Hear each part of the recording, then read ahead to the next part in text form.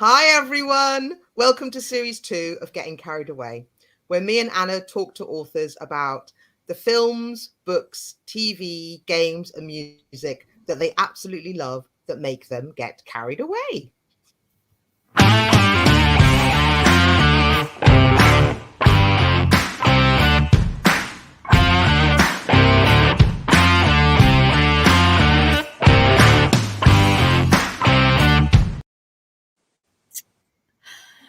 That always stops really suddenly. It's always a surprise.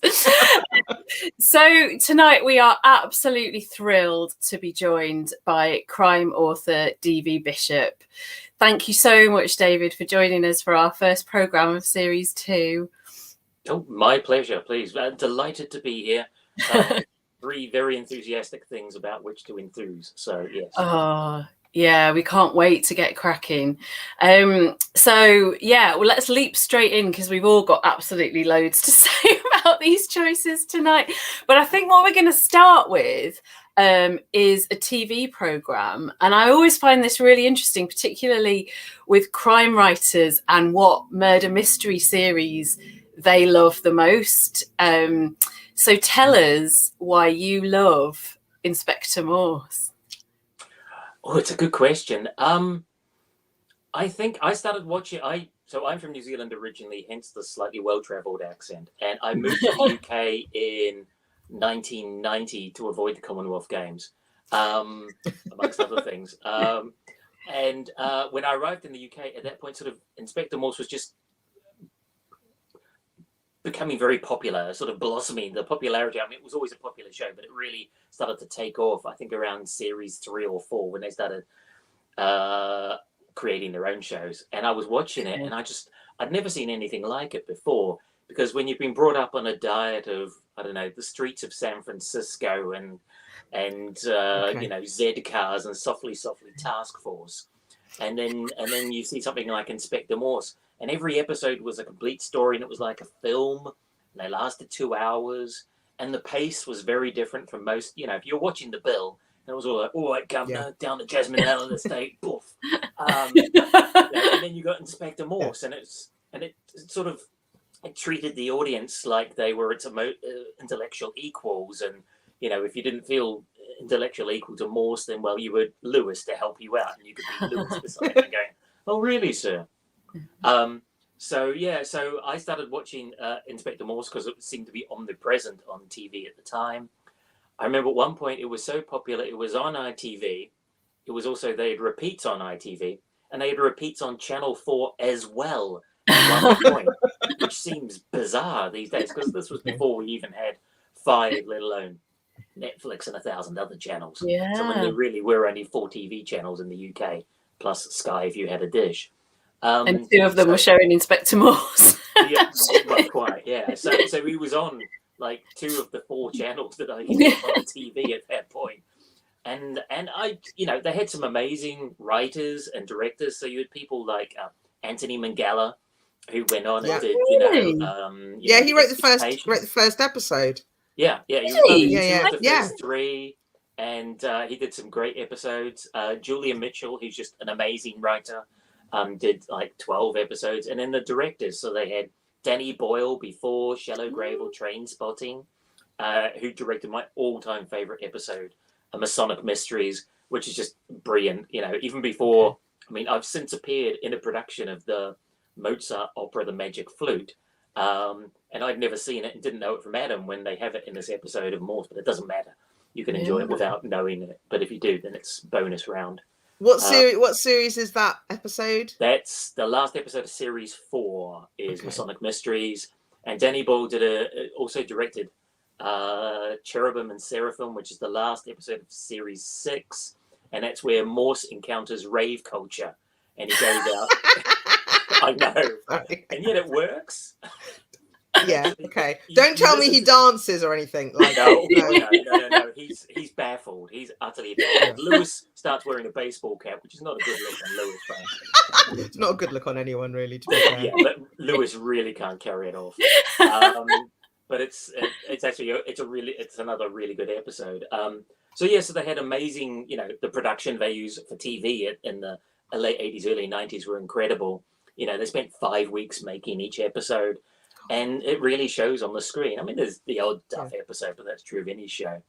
So yeah, so no, I fell in love with Inspector Morse, the TV show, and then started reading the Colin Dexter novels. And then obviously, you know, Morse ended, and then you got Lewis, and now we have Endeavour, which is another amazing show, written and created by Russell Lewis, which is sort of like young Morse in the 60s. They're into the 70s now. Is that his first name then? Is that what Endeavour is? Yeah. Yes, Endeavour, yeah. So that's young Morse, because that's actually, Morse's real first name is Endeavour, because his I was mother, trying to remember to tell you, wasn't I? And I was saying it's one of those names that isn't a name, and I was like, it's like Innocence or give like power or yeah. Well, it's a thing. I mean, it's like people from certain countries will have names like Blessed or Innocent or other things like that, and also it's a thing that you get with Quakers used to name their children after virtues. So that's why, because in the Morse mythology, his mother was a Quaker.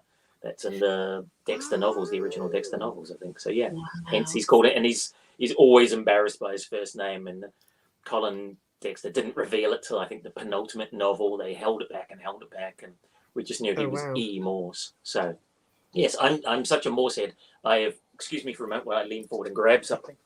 What's this going to be? Even wrote a book called The Complete Inspector Morse, which is a guide. Oh, you wrote an Inspector Morse book. Is it like a fact? So it's a guide to the show in the novel. Yeah. Flick through. Show us some inside pages. Oh well, there is actually photos from the show in it. Oh, nice. And how's it broken down? Like, how have you broken that? But I love that sort of book. Having that opportunity to write your favorites about your favorite thing. There was a vogue at the end of the 90s, I think, for TV guides, unauthorized TV guides. So there was there was a Red Dwarf one that got in the Sunday Times bestseller list. There was a Buffy the Vampire Slayer one, which got in the Sunday Times bestseller list. They just sold by a truckload. And so I thought, I'd love to do one on Inspector Morse. And then they cancelled the show because he died. Oh no! So rude. I pitched it to one publisher and they wouldn't have it, so I pitched it to another and they did, and it's been in I think 6 editions now. It's now called Endeavour: The Complete Inspector Morse, and it's only available as an ebook on Kindle. But that's my labour of love. Every couple of years I go back and update it again. So you really do know them inside out then. Yeah, I keep thinking I should probably do it as like my mastermind topic, but yeah. What's in it though? Are you talking about like each episode or the characters or what? What's the kind of your content? Guide to each episode and what happens and like how much Morse drinks a lot, and good lines, because they're always really the dialogue's always really sparkling, and then things to watch out for. And also Morse, particularly Inspector Morse, the TV show, it's like the number of famous actors that got their start. So people like Rachel Weisz and people like that pop up in tiny roles, and you go, oh look, it's so and so, and now they're like famous actors, and they won Oscars and BAFTAs, and then their first appearances, like it used to be, everybody popped up in The Bill or Casualty. Well, if it was slightly higher end of the spectrum, is they made their first appearance in Inspector Morse. So yes. Yeah. So I have to ask as well, do you think that Morse has inspired your own writing? Do you think anything from Inspector Morse has made its way into the Cesare Aldo books, or? Probably, yeah.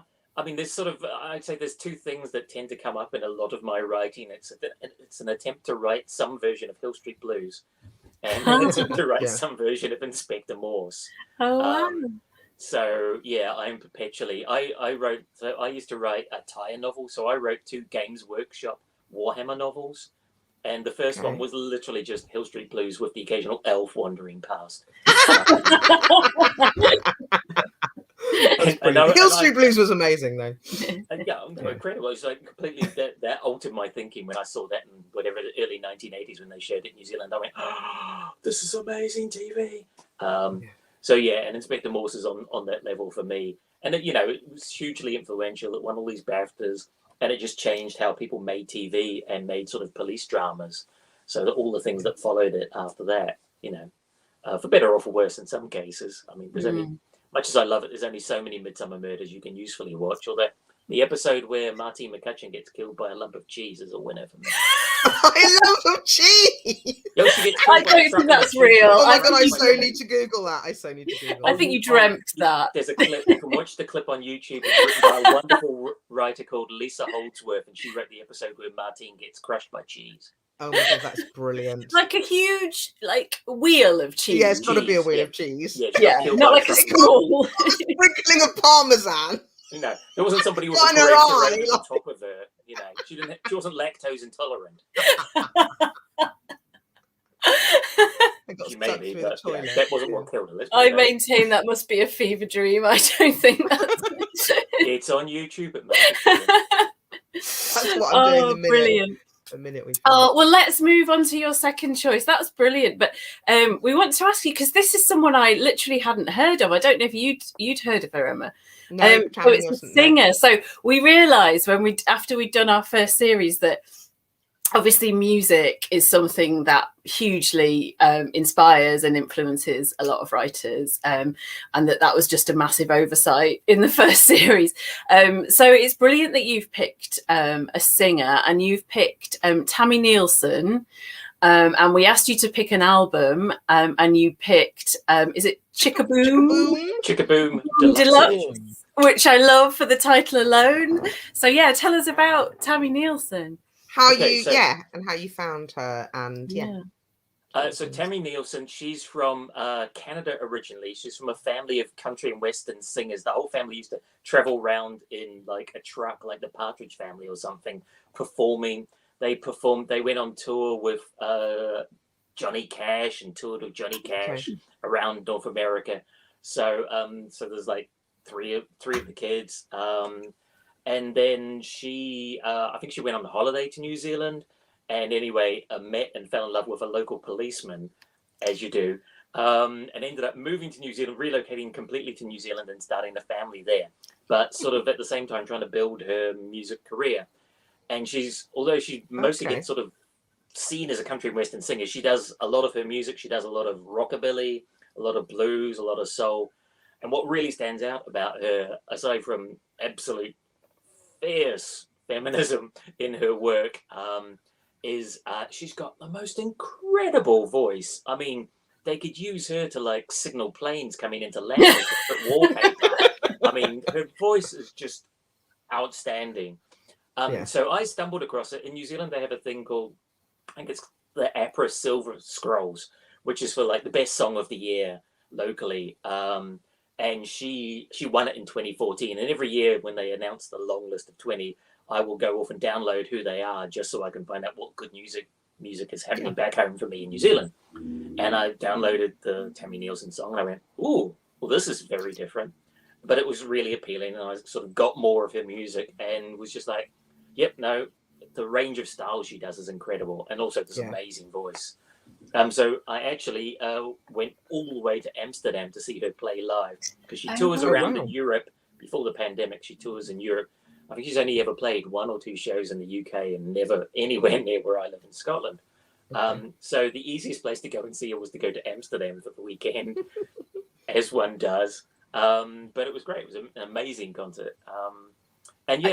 So her latest album is Chickaboom, and it came out.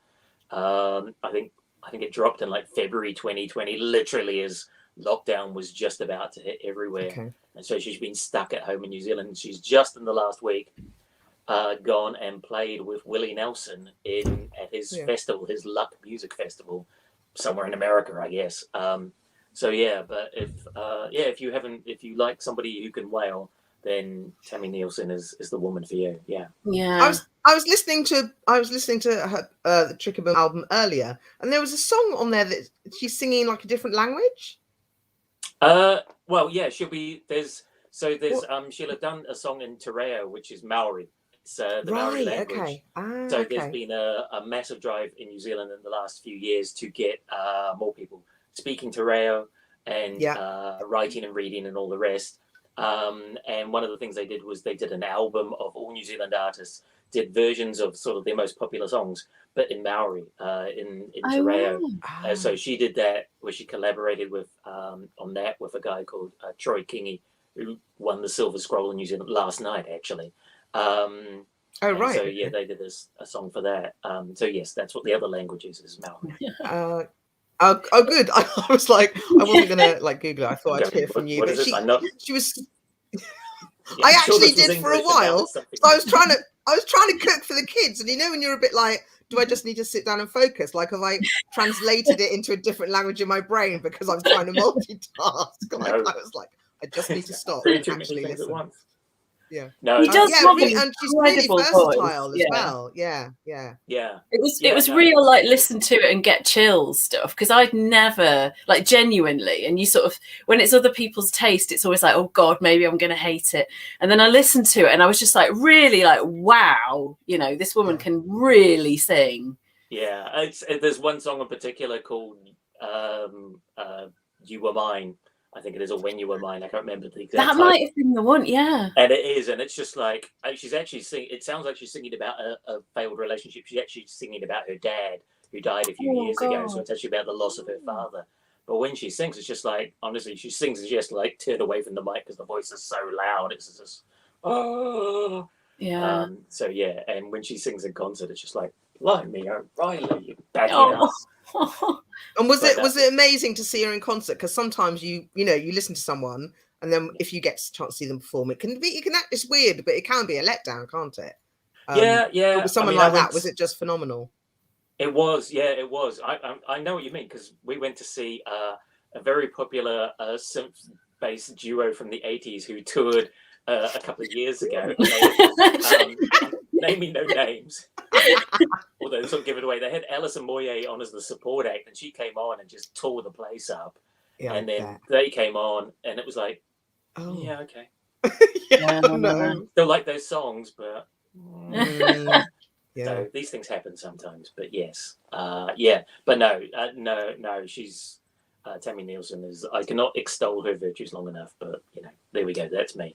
Oh, fab. No, but I love that, and I'm sorry, Anna. And I love it that this program, like, literally, to be the age I am and to have never watched an episode of Morse, which I hadn't. I've watched one now, and we really liked it. Like, we watched it last night. I couldn't get it because of where it's flipping on, like iPlayer, BBC. We couldn't get it for ages. And then Tami Neilson, there's so much out there that is brilliant that you don't get. And if you don't know it, you don't know it, do you? If you know what I mean, which sounds silly, but unless unless it turns up on something like her music, sometimes turns up on US TV shows, and you go, "Oh, what was that?" Get Shazam out and go, right, okay, tell me what this is, please. But no, it's fun. About a year ago, my husband made me a playlist of songs where singers just scream as part of it. I really love. Do you know when singers have that? So there's like Joe Cocker and Janis Joplin and Otis Redding and all these singers who at some point in the song will just like go, just let out this huge kind of scream from the pit of their soul, and I just love it. I think it's and I feel like you could add her to a playlist like that, and she would fit right in.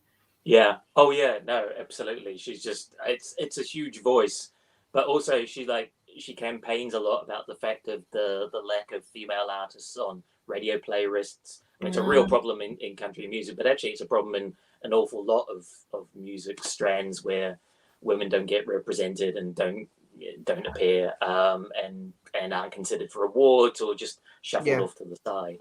And she's absolutely, fight the power. So Oh, good. That always makes me like someone extra more. Do you know what I mean? It's like when they're using their power and platform to add a little bit of worth back to like whatever it is they feel passionate about. Yeah, like, go on, Tami. Lots don't. Like, power to the woman. Oh, but we must get on to your third and final choice because we are so excited about talking about this one. Oh, when you sent your choices through, and I feel like I shouldn't say what it is. I feel like I should let you do the reveal in your. Well, yeah, you need to stand up and strip for us, Stevie.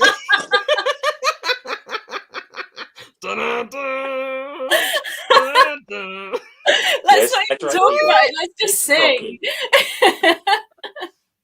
Oh, so why do you love Rocky?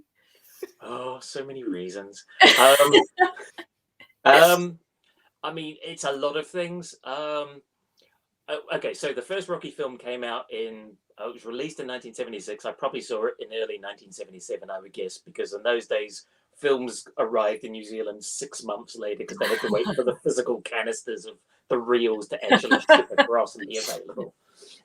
So can you remember how old you were? Because I've got a thing that, when you're certain ages, that certain things are just you get massively... imprinted by things. Yeah. Baby chicks open their eyes and certain things like and see Rocky. Doctor Who or something. Rocky. You're like, yeah. So I'm guessing I was probably about 10. Yeah, I would have been about 10 when I saw it. And my grandfather took me to the pictures to go and see it because I really wanted to go and see it, but I wasn't at the point where I could go to the pictures on my own at the age of 10, unsurprisingly. So I needed a semi-responsible adult, which that was my granddad. And I spent a lot of time with my granddad. We got on really well. And like when I was, 3, he would take me out for ice creams and I didn't talk apparently for the first few years of my life, which is hard to believe these days. I would just walk out, take him outside, point at the car, get in the car, point at the radio. Then we go driving and I'd point at an ice cream shop and that was the indicator of what I wanted. Anyway, so I persuaded my granddad to go and see Rocky. And it just, I suspect by that point I'd really only been seeing children's films because, when you're 9 or 10, you go and see kids' films. And Rocky is not a kids' film by any stretch of the imagination.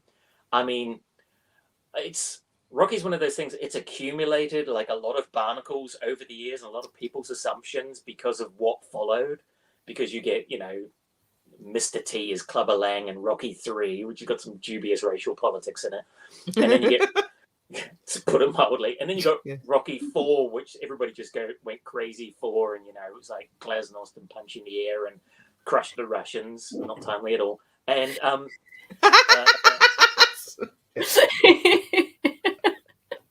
all of that, and then Stallone became this big star, and then it became like Rambo and Rocky sort of got lumped together, and all the things that followed that. But the first Rocky film was incredibly atypical of everything that followed. It's a very 1970s, bleak Hollywood outsider film. He loses at the end of the film. Spoiler alert, if you haven't seen it, you've had but if you haven't seen it, it's just too late. Like, that's just like on you. Right? Do you know what I mean? Like, you have to have seen it. He loses the fight to Apollo Creed at the end, and people always forget that he loses the fight. And for him, the victory is the fact that he can just get to the end of the fight, which nobody's ever done against Apollo. So that for him is the victory, and that's what he sets his sights on, because he spends the first half of the film, the second quarter of the film, more accurately, trying to get ready for the fight, and he gets to this midpoint crisis, and he says, I can't beat him. This guy's the best in the world. I'm just this ham and egg fighter that's somehow lucked into this opportunity. And he goes, but if I can just, stand there, and I'm going to start welling up now. If I can stand there and still be there at the end of the fight, go the distance. Prove that I have some worth. I was worth something. I wasn't just a thumb breaker for the mob kind of thing. And that's his goal for the second half of the film, is just get to the end of the fight, which he does, but he loses the fight. So he loses the fight. It's he spends the first quarter of the movie turning down opportunities. He only fights if somebody bites his ear effectively. When he's in the first fight, this guy cheats and he responds by beating him up.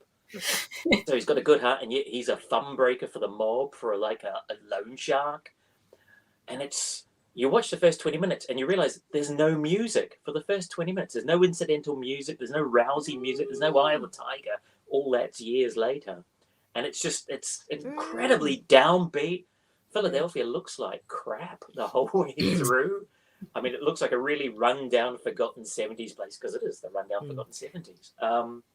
So yeah, it's not what people expect it to be. And you imagine seeing that when you're 10 years old, when you've been seeing, Puffin stuff or nice, happy, friendly kids' cartoons. And then you see Rocky at the age of 10 being bleak 70s miserableism. And it's just like, whoa!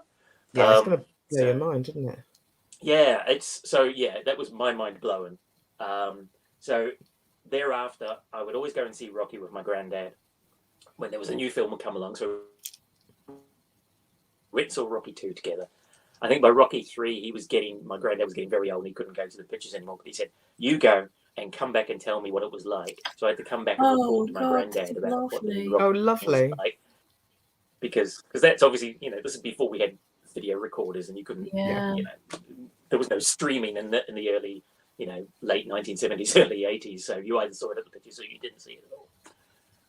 So every time there's a new Rocky variant or spin-off, I go along, and it's my ritual, and it's my granddad, and thinking about him and going to see the Rocky films. So now he came back in Rocky Balboa, which is number 6. We don't talk about Rocky 5. I don't mind Rocky 5, I don't think I can remember Rocky 5. Who's in Rocky 5?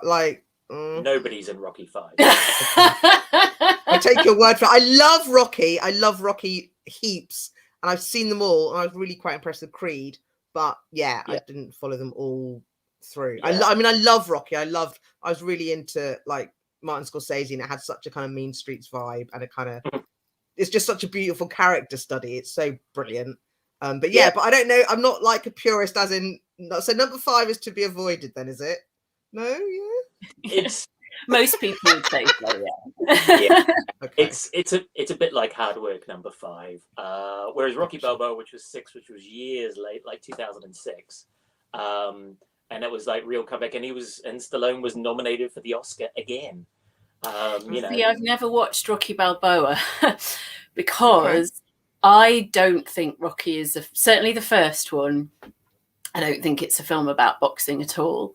No. It's a love story, and it's the most beautiful love story that I think I've ever seen on screen.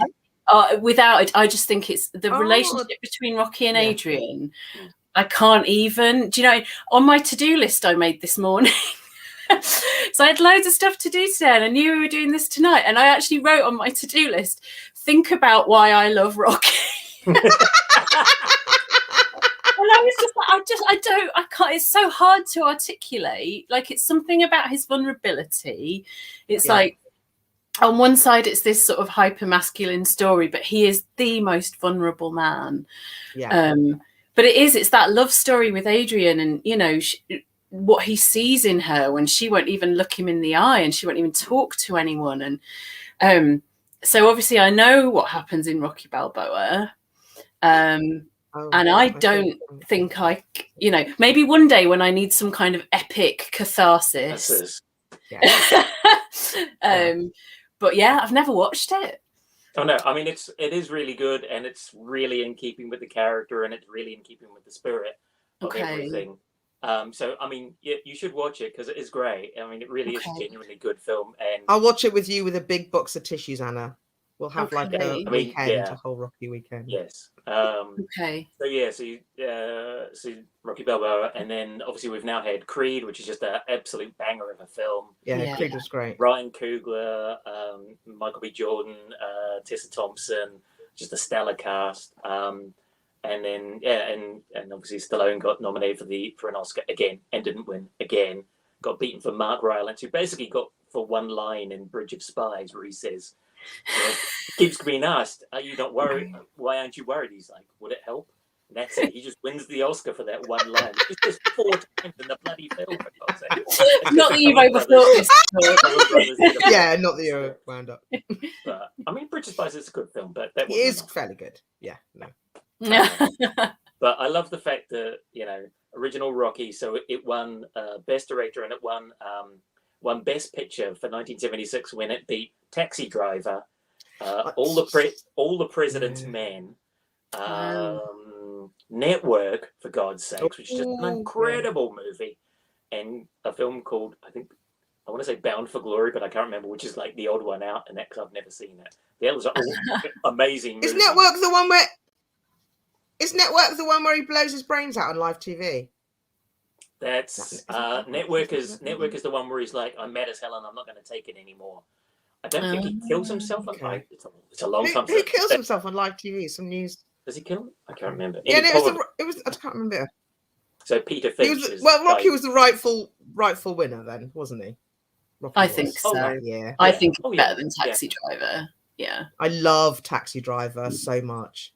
Do you? But Rocky's got a heart. Yeah, no, I really love Taxi Driver. I was obsessed with gangster movies. I did like film studies at uni, and from like 19 to 23, I was just obsessed with Martin Scorsese and that kind of vibe. But yeah, no, Rocky's got heart, hasn't it? Taxi Driver's not. Well, that's I mean, the other thing I love about Rocky is, I mean, like the sales line was his whole life was a million to one shot, which is what sums it up. It's the fairy tale, and the thing is, the other thing I love about Rocky is, as you say, it's hyper masculine, and yet it is at its heart, it's completely a fairy tale.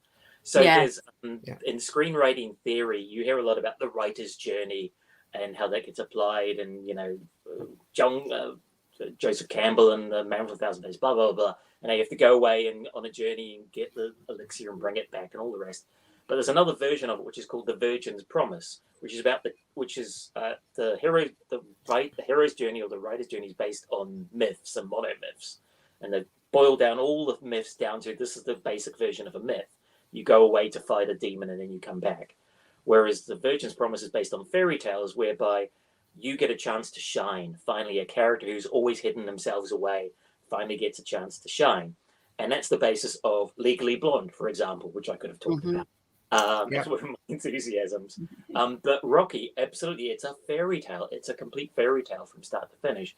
But it's a fairy tale about a guy who hits people for a living. You know, that seems counterintuitive. But that's the thing, isn't it? Because it kind of isn't. It's like Anna said, I wouldn't have said it was a love story, but it is. And it's also a love story with him, with himself. Do you know what I mean? Like, why it's so amazing is the whole theme is just, it's got so many layers for that, because it's not just the underdog and it's not just the winning. It is, you know, in every scene, especially the opening, like I hadn't noticed there's no music, but that opening is like, you're just seeing what a good guy he is in shitty circumstances, and you're just wanting him to like rise above those. So the guy who looks after his goldfish like gets his dues, and you know, and persistently going after Adrian, and he doesn't say anything, and his crappy jokes, and the whole time. Yeah, the whole time you're just like, and his jokes. You're right, and it's like the whole time you're like, you're a decent guy. You won't do the guy's thumbs. You're like, get on, get on. And trousers as well. Those trousers just make me want to cry. Seriously, ankle swingers. Exactly, they're just gorgeous, aren't they? It's all, but you're right. It's all of that stuff. I love the hat. That cumulative impact that just make you. I was talking to my daughter about it when I'd written that on my to-do list today, and I was like, Elsie, why do I love him so much?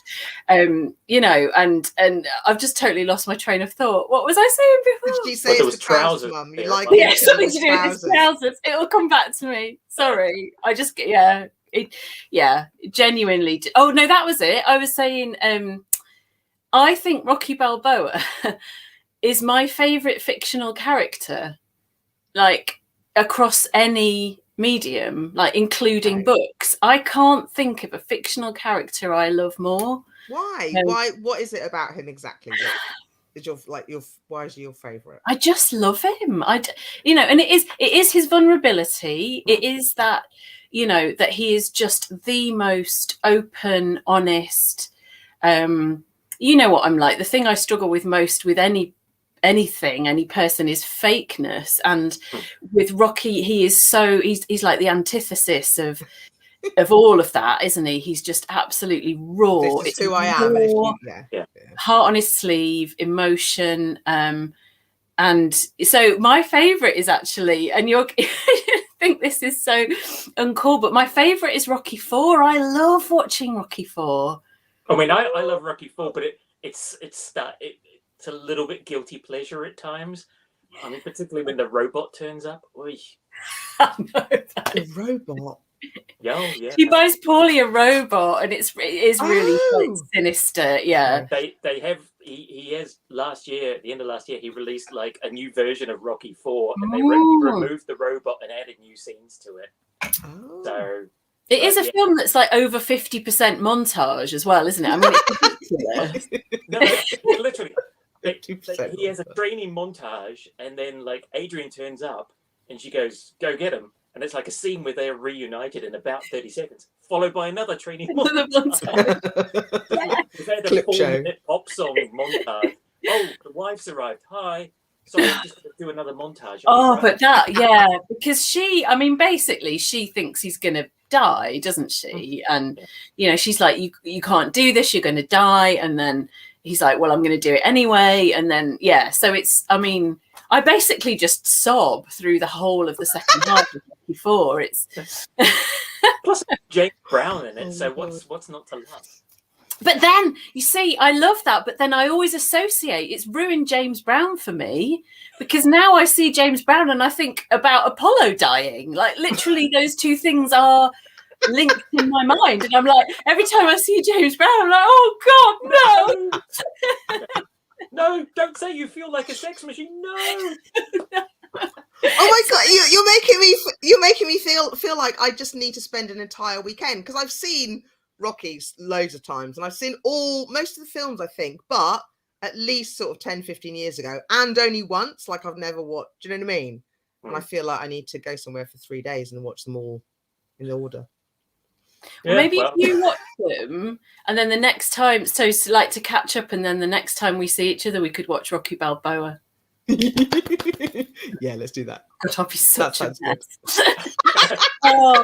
We've gone over, haven't we? I knew we'd do this. Yes, we knew that was what it was inevitable. I'm so thrilled that you picked that, though, David. Honestly, that's like the most exciting thing to talk about. I'm also really jealous of your T-shirt. Yeah, it's I managed to get dinner down the front of it, but that's very Rocky, I have to say. Yeah, exactly. Keep it real. I mean, I should have had 5 raw eggs and 4 Yes.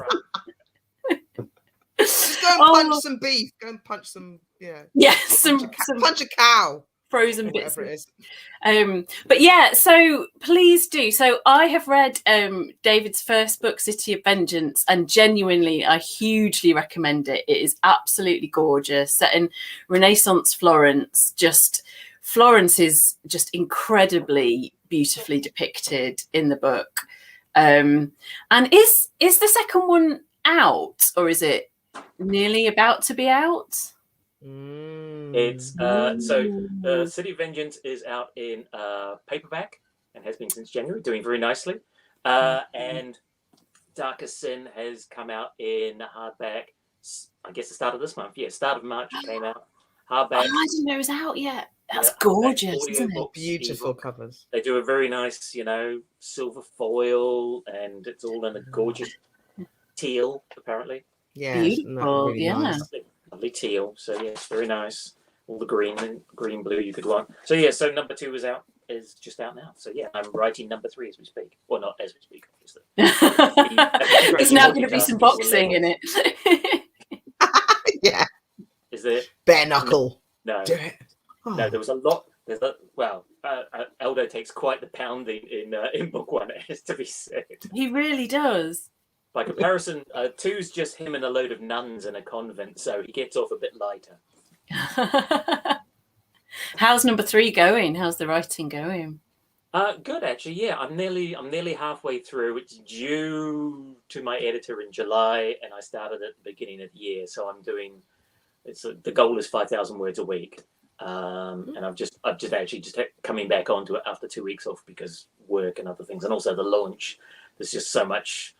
It's not so much the launch; it's just the afterwards of you launch your book, and then you're just like, I am drained. I've got nothing. You have a rest. I just need to go and have a lie down in a darkened room for a few days and just like have a word with myself. So yes. So yeah, no, I'm enjoying writing 3. 2. So Darker Sin was written in the depths of lockdown. I mean, I started it in February 2020 before we all knew what was coming. And considering it's a book almost entirely about women being enclosed in a convent and being locked in by men, and spending a year writing a book about being locked in during lockdown, I was like, this feels a bit on the nose. But write what you know. Yeah, God. So I had it all planned out. That happened. Anyway, yes. But yeah, thank you so much for joining us this evening. It's been absolutely brilliant, and those were 3 cracking choices. So that's been a lot of fun to talk about. Thank you very much for having me. Yeah.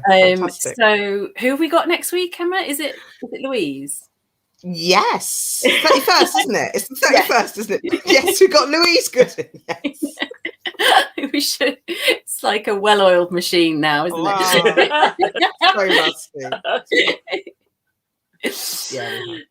Yeah, so join us at the same time, 7 o'clock next week, when we'll be interviewing Louise Gooding about her 3 choices. All right, thanks very much for watching. Thanks for watching. Bye-bye. Love you. Love you. Bye.